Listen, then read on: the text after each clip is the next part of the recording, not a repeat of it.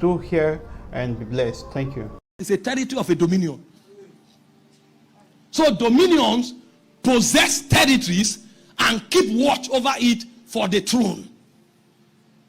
You see how the kingdom works? It's a game of civilization. If it is not civilization, then there's no essence. Because the king that created it was seeking pleasure. And the way he gains pleasure is to be worshipped. And so the thrones are there as the first sample, the prototype of what the kingdom will look like. That's why the thrones don't go anywhere. They co-rule by worshiping him. And then by extension, you have dominions who possess and keep the territory to ensure that the laws of the king streams into the territories. So Adam was created a dominion. And there were other dominions. There's a dominion that ruled the air. There's a dominion that ruled the constellations. If you study Songs of Solomon chapter 1 verse 5, he said, look not upon me because I'm black. He said, the sun has looked upon me. Because when the earth was colonized and taken over, some of these princes collected different components. And one of the things principalities do is that, they have eyes. So when they look upon a dimension, they pour their reality into those dimensions. And so when the rays come upon you, they darken you. You will think the sun gives you light. That was before the earth fell. After the earth fell, the sun no longer gave light. It darkens. And so when God created a new pattern in the tabernacle, they didn't use the sunlight. They used the menorah, and at some point the Shekinah itself will have to come, because the sun now, other principalities can look through it. Adam was supposed to guard the sun in order to regulate seasons and times. But another prince has hijacked the constellation. And so when he looked through the sun, he can darken the hearts of men. That's what you call the wisdom of this world. As you walk the street, you will find somebody. In fact, when you find astrologers who are ranking, what they do is that they can speak into the moon. And when the moon rises, the moon will bring a curse over a city. It's a game of power and authority. And so when you move from the dominions, you now come to the principalities. The principalities are the ones they send first. That's why the word principality means those who come first. So when a dominion wants to take over a new territory, he sends a principality. The same way the spirit will say, come. A dominion will send the principality to also say, come. And so as we are speaking now, there are those who are coming to darkness. But the Lord is calling some into light. And the reason he's calling men into light is because there is a civilization that is about to be built. If it is just to come here and receive a gift, it would have been a waste. This Nigeria, a new Nigeria will have to emerge. But you will need those who can build. And so they are calling men again to give them tools.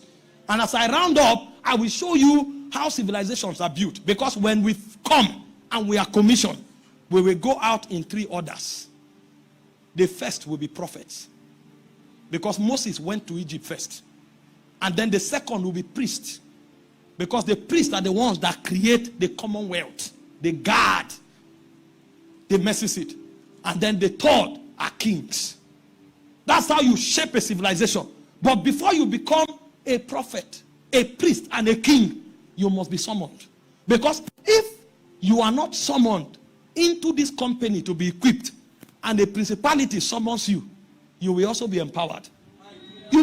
For those of you that watch kingdom movies, there are those they call warlocks. A warlock is one who participates with spiritual wickedness in heavenly places. Because when principalities come into a city, they take a sample. Because they group people into tribes.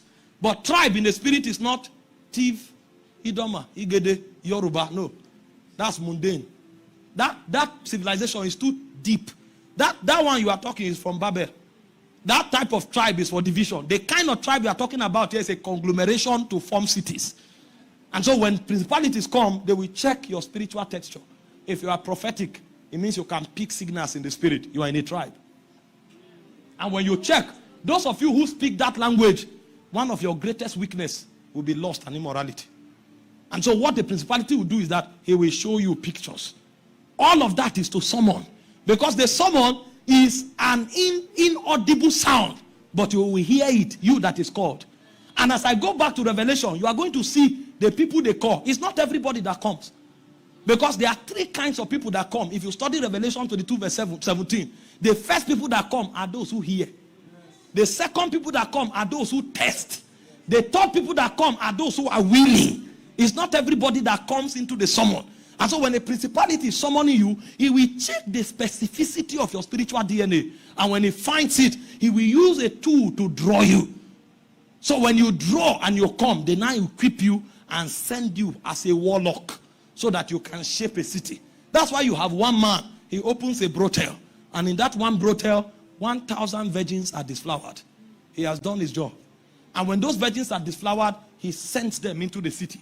And they enter the city to break homes and to send diseases into the city.